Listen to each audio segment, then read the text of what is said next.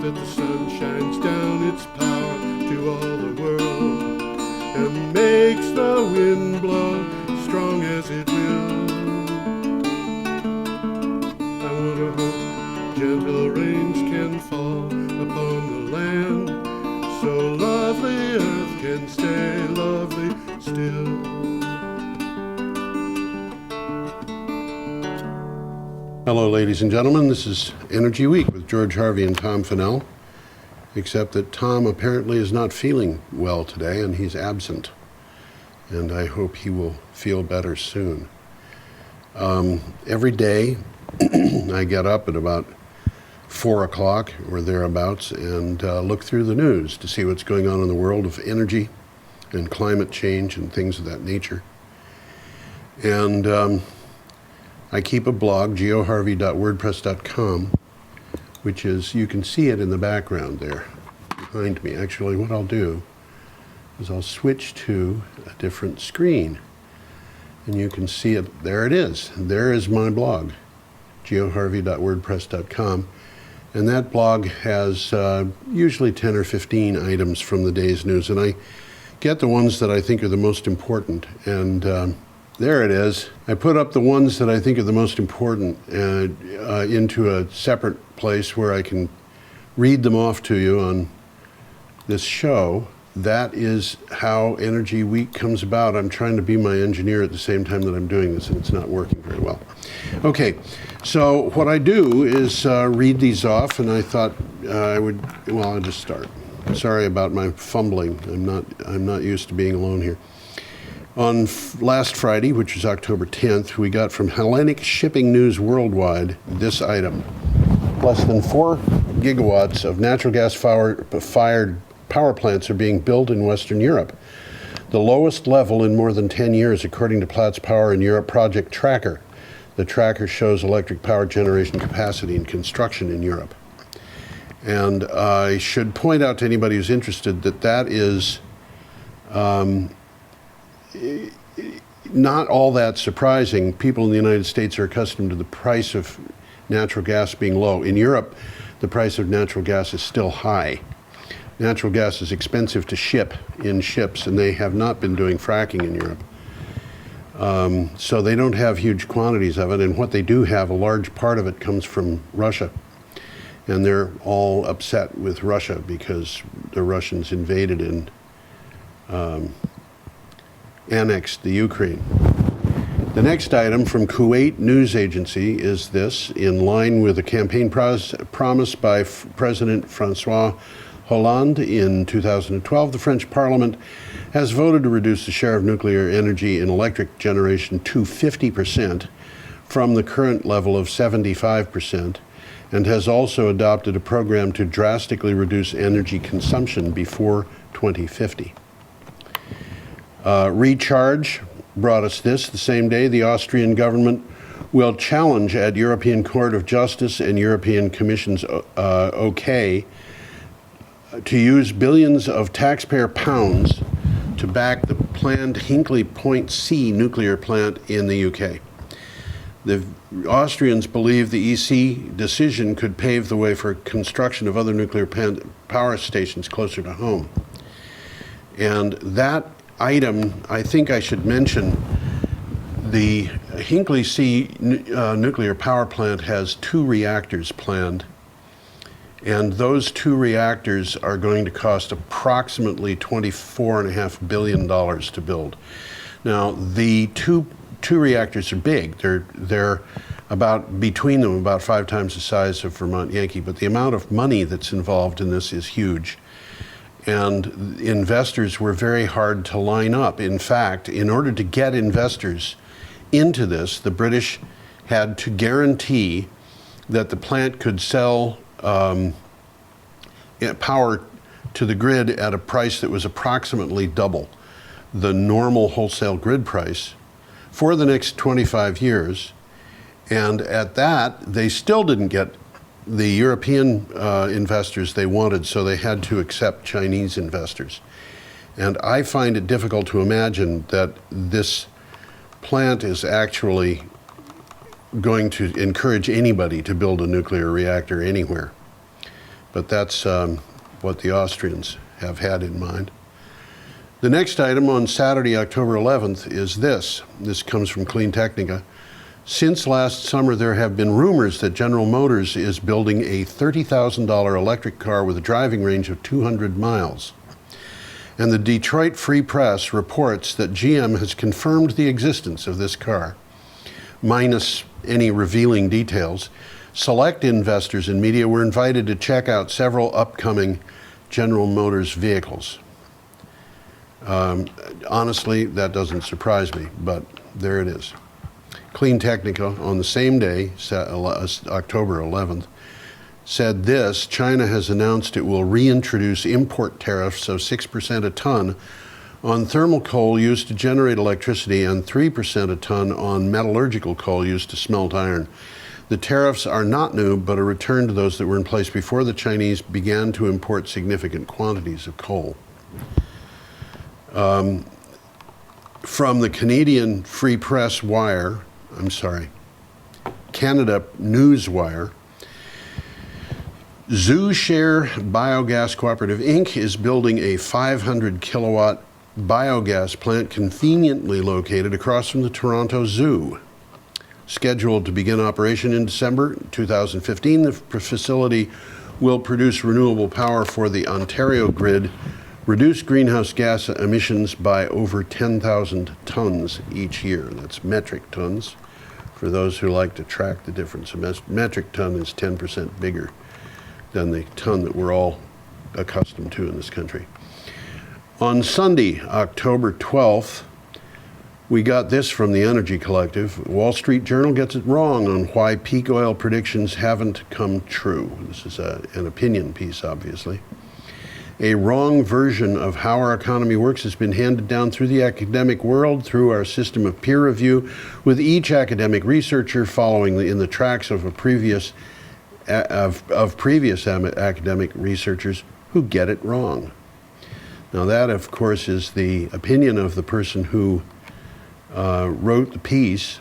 You could go to Energy Collective. You could go to geoharvey.wordpress.com, look at the October 12th entry and find that. Basically, the person is saying that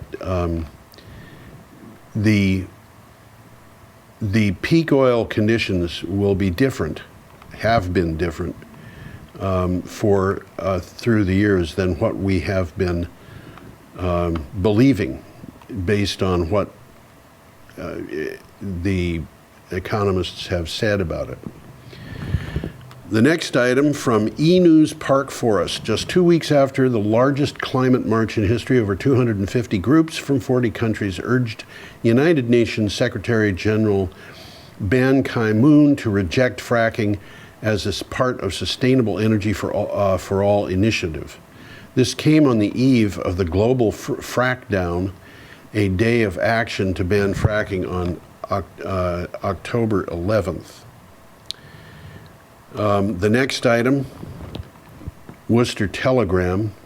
Residents who live in Massachusetts towns that have municipal electric companies enjoy smaller monthly electric bills than customers who live in communities served by the national grid. The difference will grow even wider on the heels of a 37% rate increase by National Grid that will go into effect on November 1st. Now, I should point out that National Grid is not a nationwide organization. It's actually a relatively small electric utility that functions in parts of Massachusetts. They are increasing their rates by 37%. These are the retail rates, and the reason they're doing it is because they don't have enough natural gas. So they have to import electricity from someplace else much of the time, and that electricity that they bring in, they have to pay a premium price for. And so they want to get enough money to make a profit on that. It's not easy because there just isn't enough natural gas in pipelines. The pipelines that exist in New England don't carry enough gas to provide for everybody, and the result of that is that the price of gas locally in New England is very high, even though in other parts of the United States it's low. And there are companies, there are politicians, there are various groups of people who want the construction of new natural gas pipelines in order to keep the price of natural gas as low as possible. And there's a lot of confusion, I think, about that. There are many different points of view on this. One of the things that is concerning is the fact that the price of natural gas that people are paying elsewhere in the United States, which is lower, results from an increase in gas that is because of fracking. But of the fracking fields that we've got, most of them are seeing productivity reductions that are very big, and they're happening very fast. And fracking is not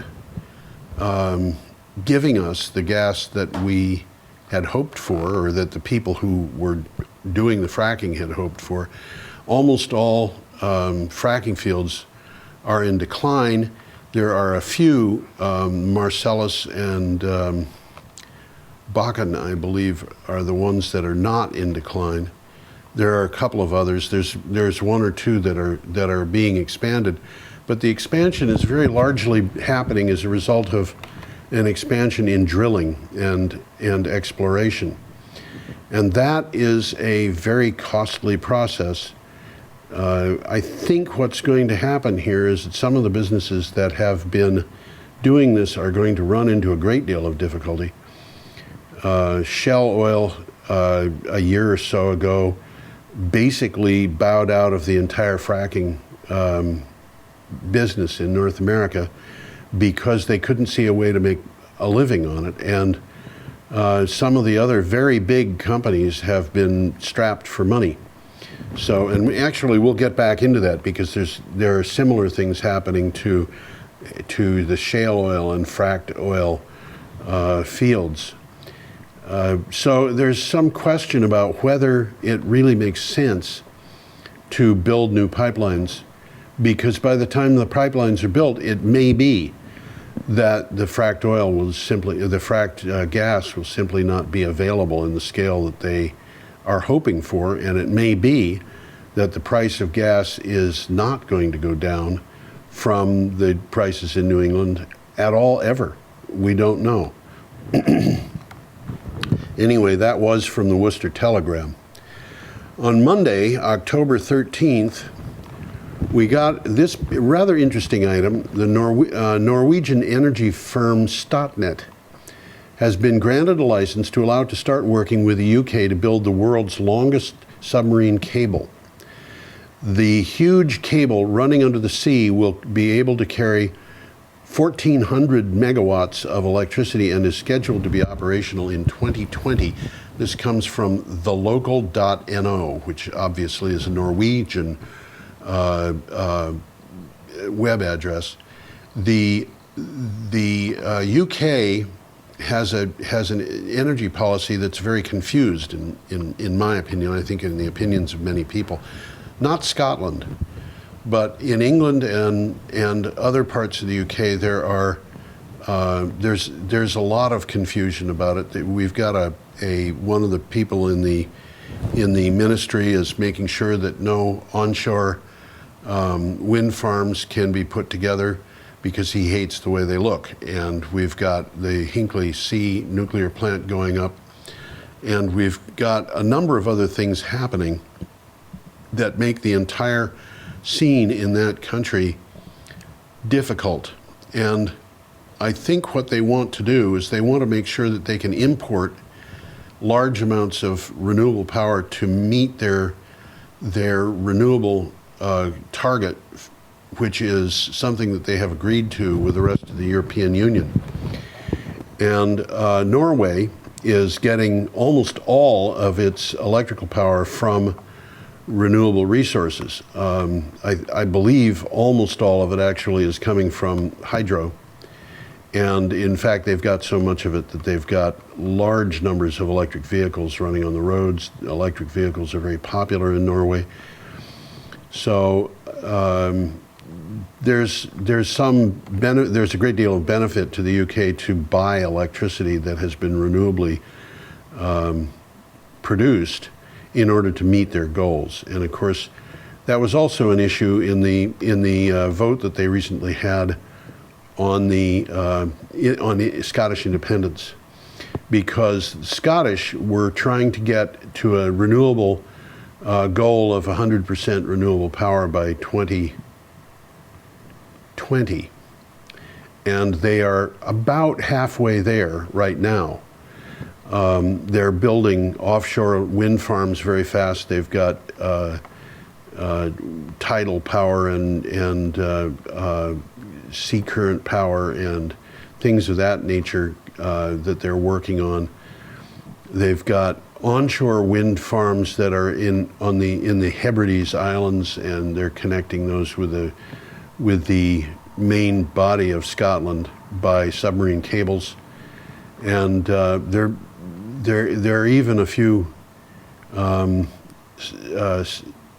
solar farms going up in Scotland, which is really kind of remarkable when you think about the fact that Scotland is about as far north as Hudson's Bay. And my daughter Suzanne is in Scotland right now and has lived there for about a year and a half, and she dearly loves living in Glasgow, but she says in the middle of the winter the sun comes up. I think she's being a little bit inaccurate with this, but she says the sun rises at 9 and sets at 3.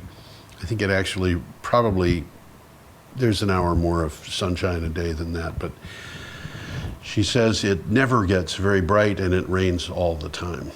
And that's not very good for solar, but nevertheless, there is solar electricity being produced in Scotland. The next item, also on Monday, comes from Clean Technica. There have been several instances in recent months when wind energy has accounted for all or nearly all electricity demand in South Australia. South Australia is a state in Australia, and it's very big, but it's there. Last Tuesday, that being the Tuesday before that Monday, I'm not smart enough to be able to figure out that date that quickly, but I guess it was the 6th or so, the 7th perhaps. The renewables in South Australia set a new benchmark.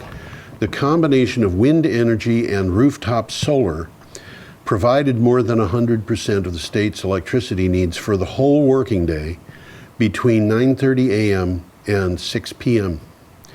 Now, when I think about this, I think about naysayers for renewable power not very far in the past who were saying you never get a grid to operate more than about 20% with renewable electricity because you just wouldn't be able to balance it. And here what they're saying is that they were getting more than 100% of the state's electricity needs.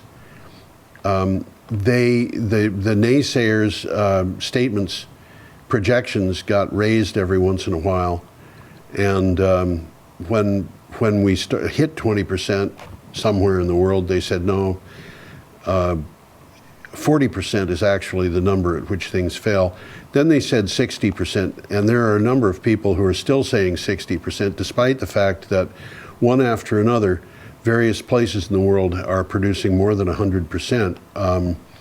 My recollection is that Mecklenburg-Vorpommern in Germany, which is a state in Germany, produced more than 100% of its electric supply for the first six months of this year using renewable power.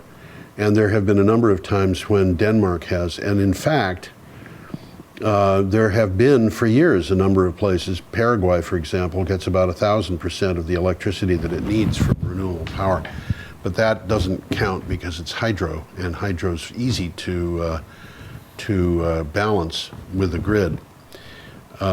One of the easiest balancing acts out there is hydro, but that, by the way, is changing too because we're starting to see virtual power plants, which means that the grid balancing is being done on a smart grid using computers. Okay, from the Huffington Post on Tuesday, October 14th, we learned that this past September, was the warmest September since records were first taken in 1880, according to new data released over the weekend by NASA. The announcement continues a trend of record or near record-breaking months, including May and August, which were both record months. This means that 2014 will become the warmest year on record, unless things get very cold very fast. And of course, that kind of says that the people who have been saying that climate change, global warming has hit a plateau and isn't happening, they're wrong, and the science says they're wrong. But I don't think they're all that interested in science anyway. After that, we got this. Onshore wind is cheaper than coal, gas, or nuclear when the costs of external factors like air quality, human toxicity, and climate change are taken into account. According to an EU analysis, the report says that onshore wind costs roughly 105 euros per megawatt hour, while gas comes in at 164, coal at 233, and nuclear at 125. Perhaps I should read those in order from the least expensive to the greatest. This, by the way, comes from The Guardian. The least expensive was wind at 105. The next least expensive was nuclear at 125. By the way, that's onshore wind, not all wind. So onshore wind was 105, nuclear was 125. Gas was 164, and coal was 233. Now, there are a couple of things that are not taken into account here. One of them is the potential cost of nuclear in the event of a disaster. Honestly, there are disasters that can happen with coal, which we've seen in the United States in the not very distant past. And there are similarly disasters that can happen with gas. It wasn't that long ago that a gas plant blew up in, I think it was Hartford. But what we are seeing here is that nuclear is somewhat more expensive than wind without taking into account the possibility of a nuclear disaster, but also not taking into account the cost of dealing with nuclear waste, because they don't know what the cost of dealing with nuclear waste is. So that is an issue, and it happens that wind is winning. I'm a little disappointed that they didn't put solar in there, because my expectation is that solar would have been similarly priced to nuclear. That was from The Guardian. Our next item from Business Green is this: of the total 120 billion euros to 140 billion euros in energy subsidies handed out by the 28 European Union member states in 2012, coal accounted for 10.1 billion, exactly the same amount as onshore wind, despite the fact that coal is a markedly more mature industry and its central role in driving up greenhouse gas emissions and air pollution. Again, this is not something that I find particularly surprising. And the reason I find it unsurprising is because I've been reading headlines for several years now saying that the United Nations is very upset because the fossil fuel industry has been getting direct subsidies from governments worldwide by upwards of $500 billion a year. The last figure I saw was actually $609 billion a year. This compares to subsidies for renewable power that are about 20% of that. So we're putting a lot of money into making sure that the people who are making money on oil and gas and coal are making more money on oil and gas and coal. And you might ask why that happens. And the answer to that is because, among other things, we've got subsidies going to keep people who have low incomes burning oil in their oil-burning furnaces and cars, so they can stay warm and get to work and get to the store. And so there's a certain amount of thought that the subsidies are actually good for poor people who are dependent on this. But in fact, what's happening here is that the poor people who are dependent on it are dependent on it with a dependency which is more in the nature of an addiction. And I think it's very clear that this is the case, because you can get an electric vehicle today for about the same price as a gas-burning vehicle. And in fact, you can get electric vehicles, if you're willing to get one that's very small, you can get electric vehicles at very low prices indeed. I saw a local price in New England for a two-seat electric car, and I have to tell you, it's a tiny car. But it was a two-seat electric car that had a lease price of $139 a month. When you consider that there's virtually no maintenance on that, aside from replacing windshield wipers and things like that, the cost of driving it is about 3 cents a mile for the electricity used, and very often you can get the electricity for free. It becomes clear that the cost of an electric vehicle is actually well below the cost of a gas-powered vehicle. There are insurance companies that will actually insure them for lower prices. I have wondered, looking at the $139 a month, whether it might be cheaper to keep one of those vehicles than to keep a used vehicle that was occasionally in need of repair. So the other thing is, in terms of heat for the home, there are a lot of poor people who use oil or propane or natural gas. Some of them use firewood in New England. A lot of them do. But in my case, for example, propane is what I use for heat, and it cost me over $5 a gallon last year. And the reason was because I was being frugal and not burning very much. So the company wanted to charge me a higher rate because I wasn't burning very much, which they did. And at a price of about 60% of that, it becomes cheaper to heat with resistance heaters. Just ordinary electric space heaters are cheaper than propane when the price of propane gets too high. But the interesting thing is, the two least expensive sources of heat in the state of Vermont right now are probably cordwood and heat pumps. And of course, the heat pump is operating entirely on electricity. And if the heat pump is powered by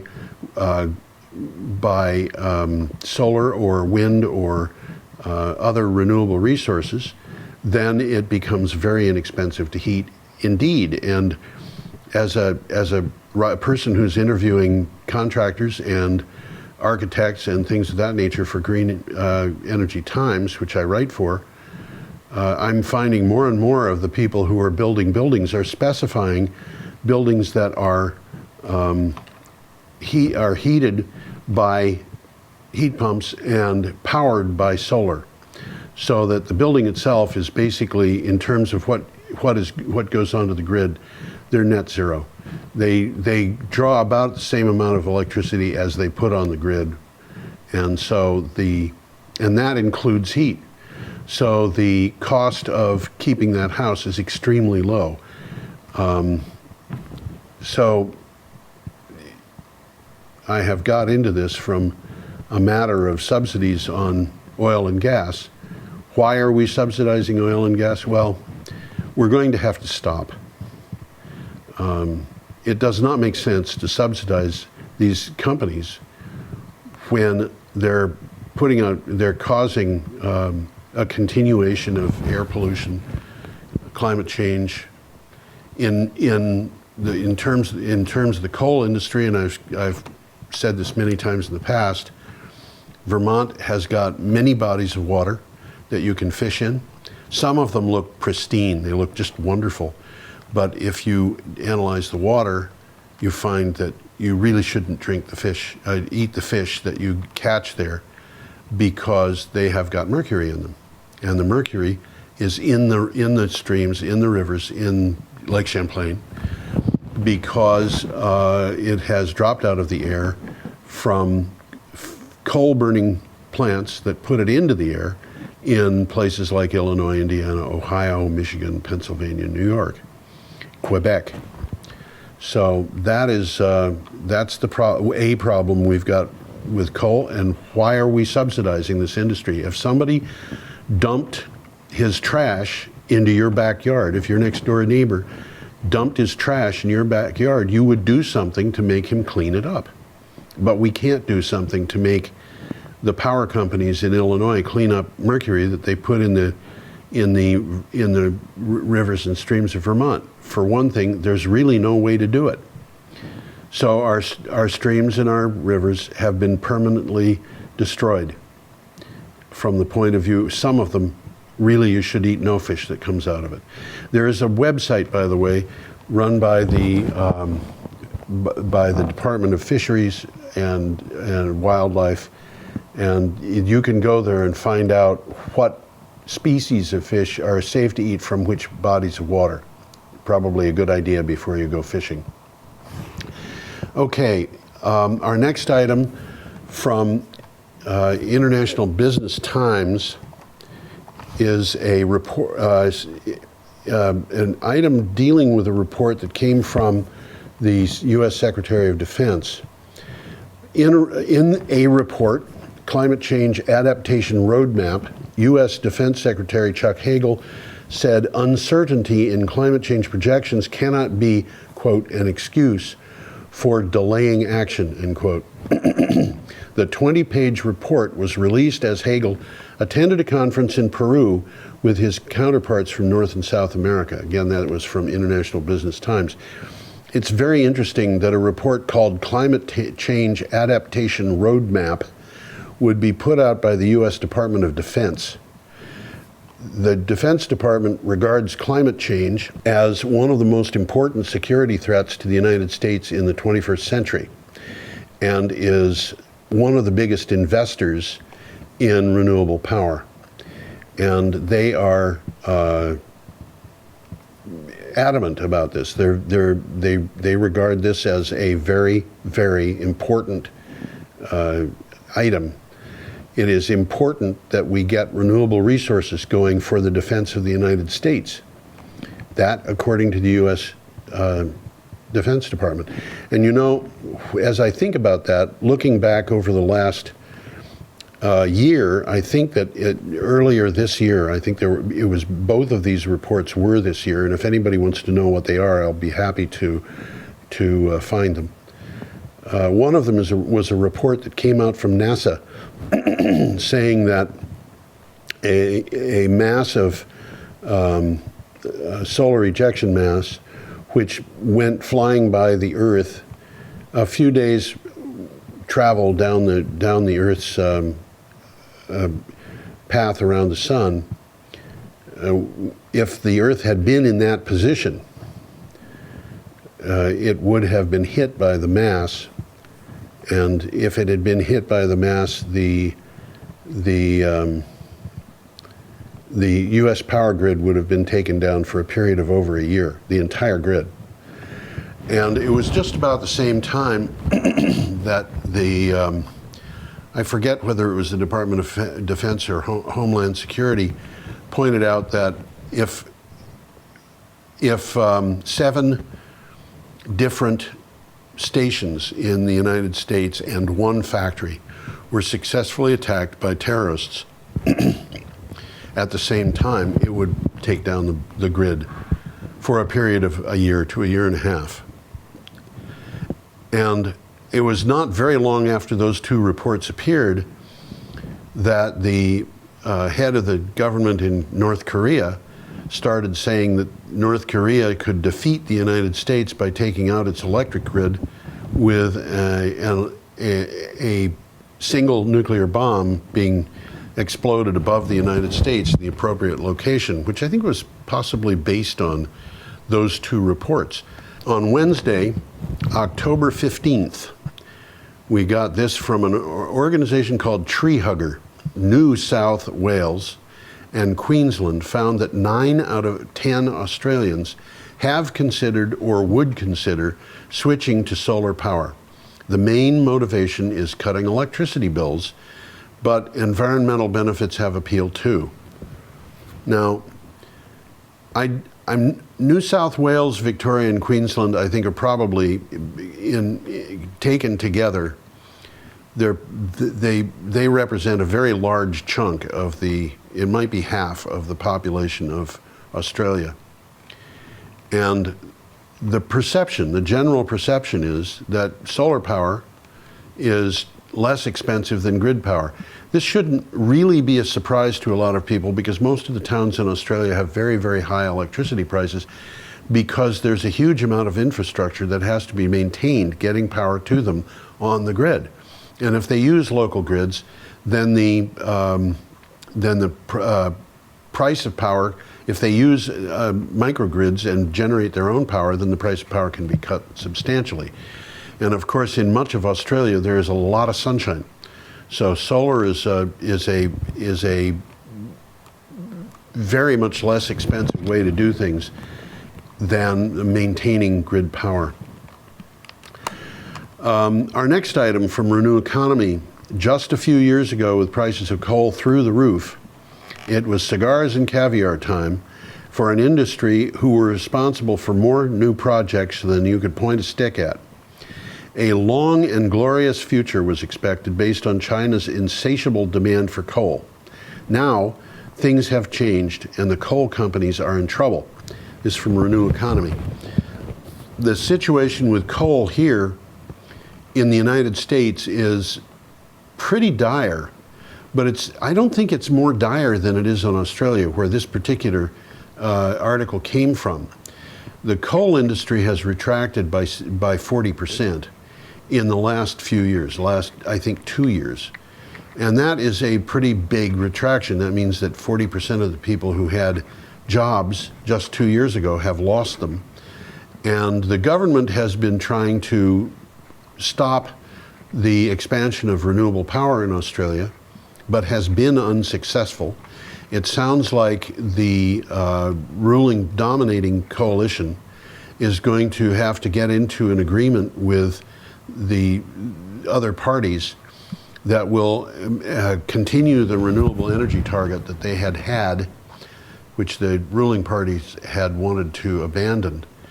And the only concession that they got, from what I can determine, is that the aluminum smelters will still be allowed to use dirty energy. The situation in Australia, as we saw the news about one of the Australian states getting 100% of its power for an entire working day.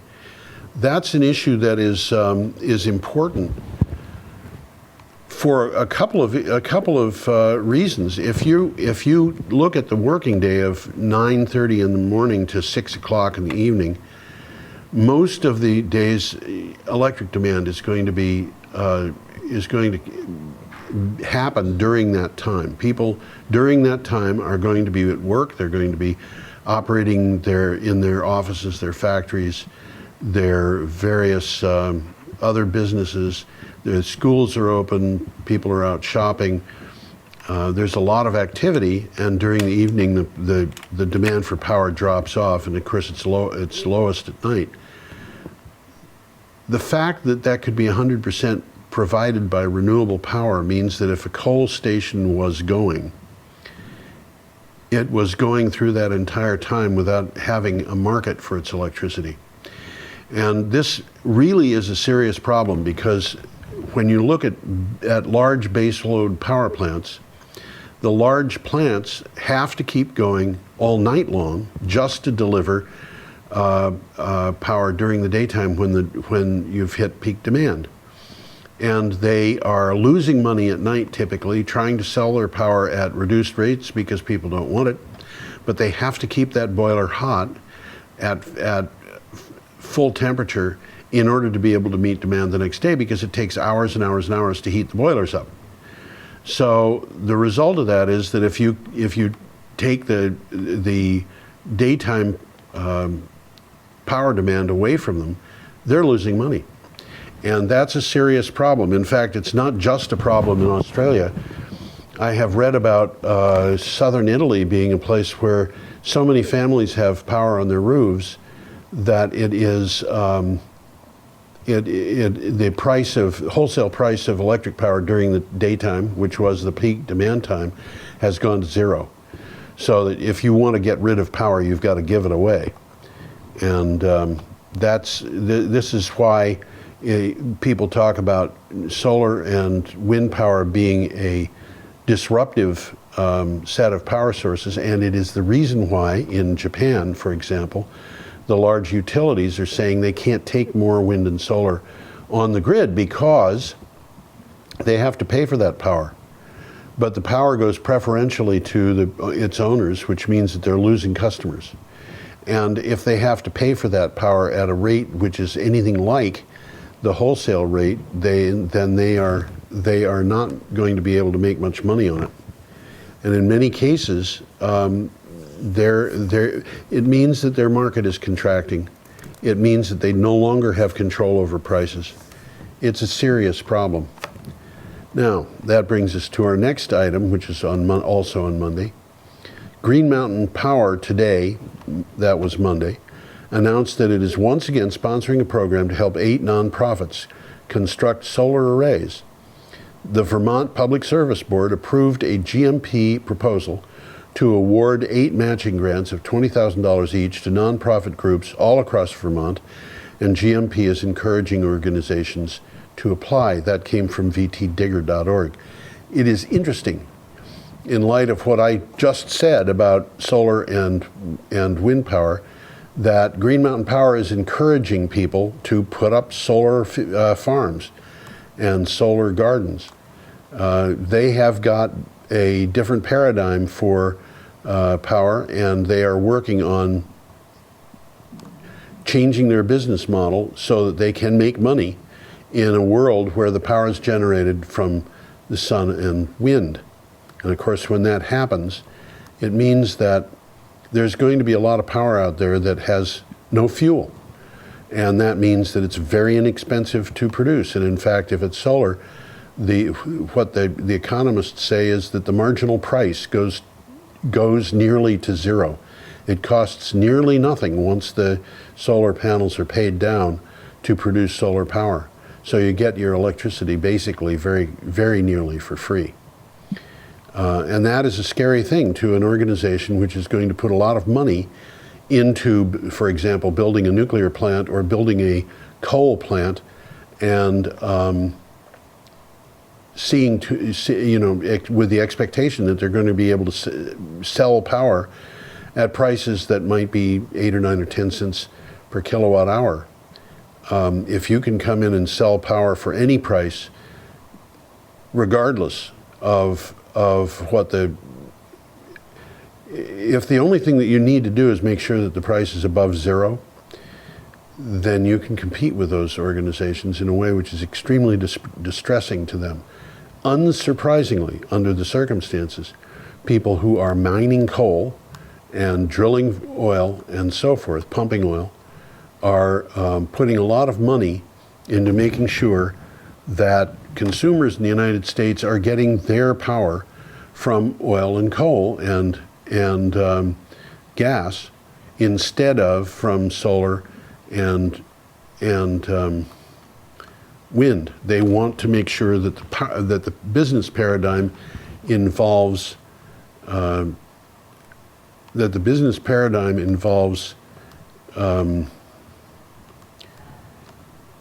the largest power producing plants available.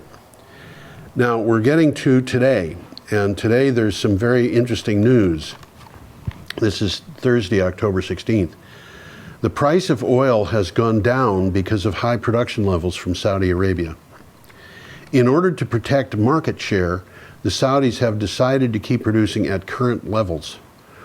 While they are still making a good profit, the Saudis are making a good profit, U.S. producers cannot even break even with crude oil prices hovering around $80 a barrel.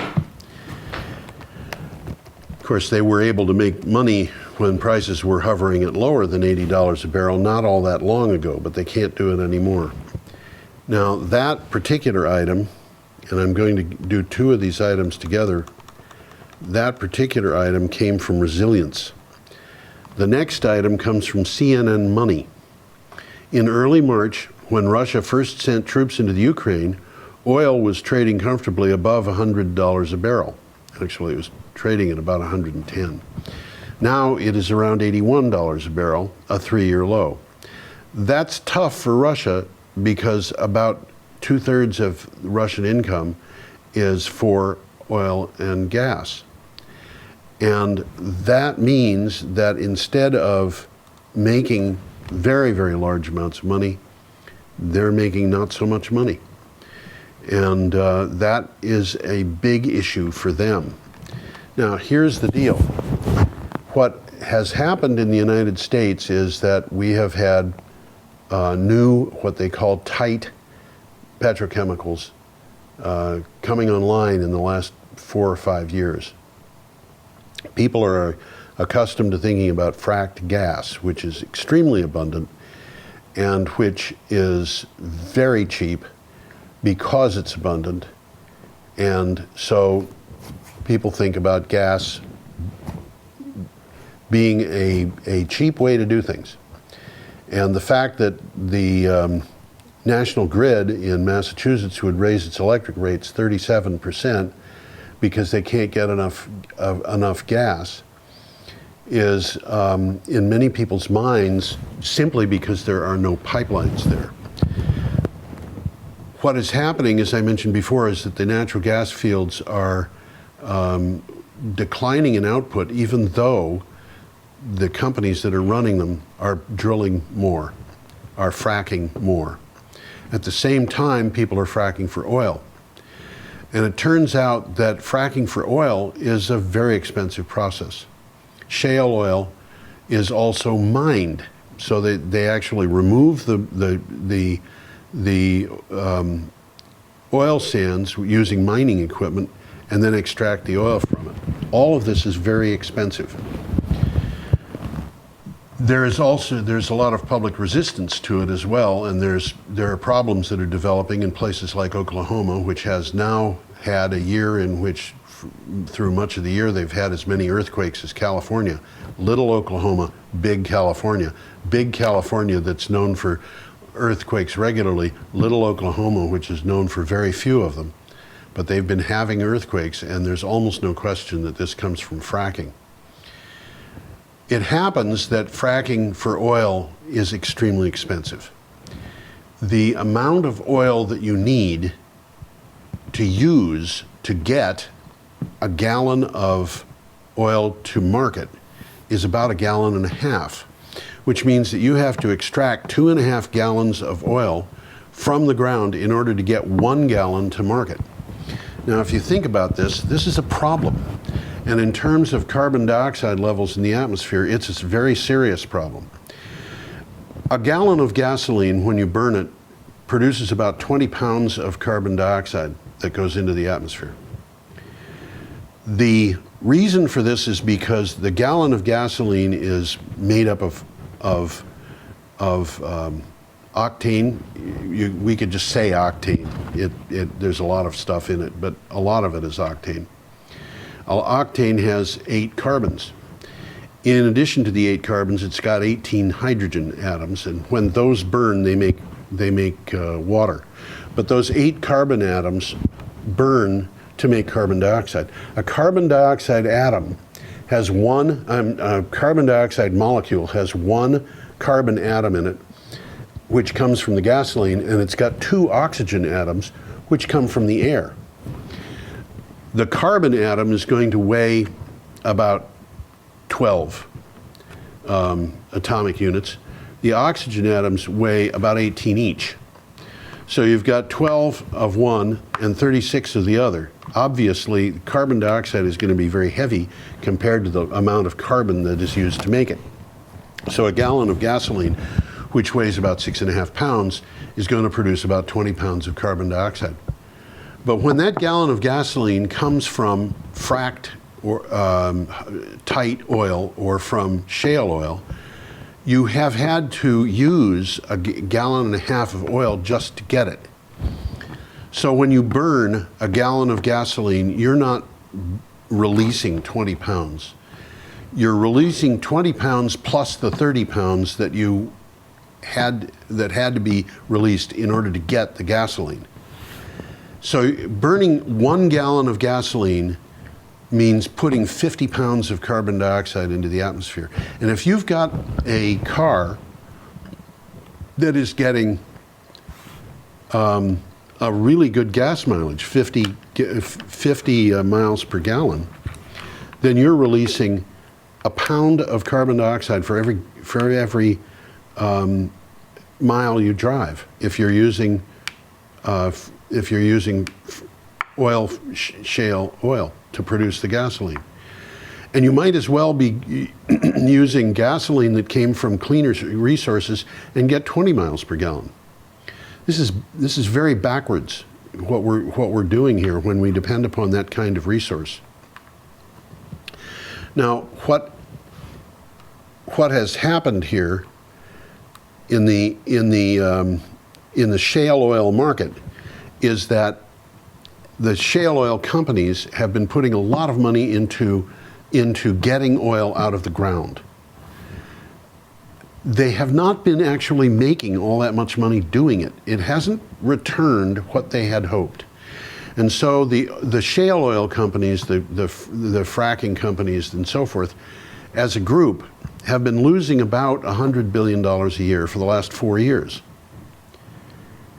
And what's happened now is that the Saudis have said, oh, we want to sell oil at $80 a barrel.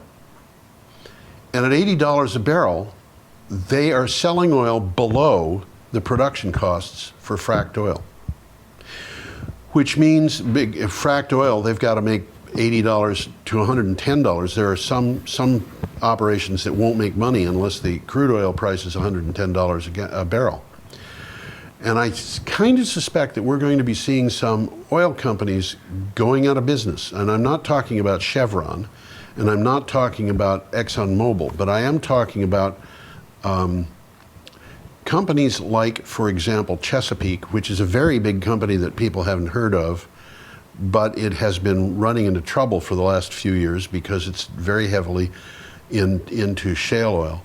But it also means that we are very likely to see shale oil resources cut off, which means that we're going to have to import very much more oil than we have in the past, which is exactly what the Saudis want. But at the same time, they're hitting Russia.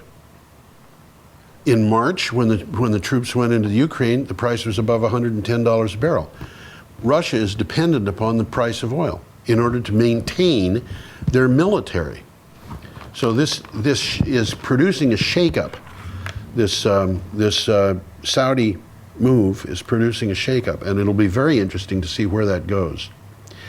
Now, the next item comes from the Australian, but it refers to something that happened in the United States. A U.S.-based aerospace giant, Lockheed Martin, says it has devised a new type of miniature nuclear fusion reactor. And we're not talking about fission here. This is not Vermont Yankee. This is the one where you fuse 2 hydrogen atoms in order to get a helium atom. And the big appeal of this that has happened in the past is that there's no nuclear waste. There's no chance of a meltdown. There are chances of accidents with this, but not a meltdown that has long-term isotopes all over the place. And there are ways that a person could be poisoned by neutrons from a thing like this, but this is a very attractive way of producing power compared to a nuclear plant. In the announcement of October 15th, the defense technology company said its new compact fusion reactor could be developed and deployed in as few as 10 years. Now, that's an interesting time frame too. The big hope for a lot of people in the nuclear industry is that we are going to have small modular reactors. The first of those small modular reactors to be put into a pilot situation is going to be ready, if all goes according to plan, in 8 years, 2022. The second one in 2025. And there are a lot of people who are saying this can save us from climate change. My thesis on that is they're not going to build a factory that's going to turn these things out at one a month. They're expensive, but they're not going to build the factory until they know it works. And they're not going to know it works until they've seen that the thing is actually working the pilot program. So they're not going to really have that factory going. They might have the ground laid and the foundation poured and so forth. They're not going to have that factory going in 2022. They're going to have the factory going some years after that. And then, if they make one of these reactors every month, they're going to have to go for about 300 months just to replace the nuclear fleet that we have today, some of which will have gone offline between now and 2022. We know because, among other things, Oyster Creek is scheduled to go offline, and that doesn't even count for Mount Yankee. These new nuclear reactors, which are fusion reactors, could be very much a game changer, except for one thing. And that is, my expectation is that we're going to have very cheap batteries and very cheap solar.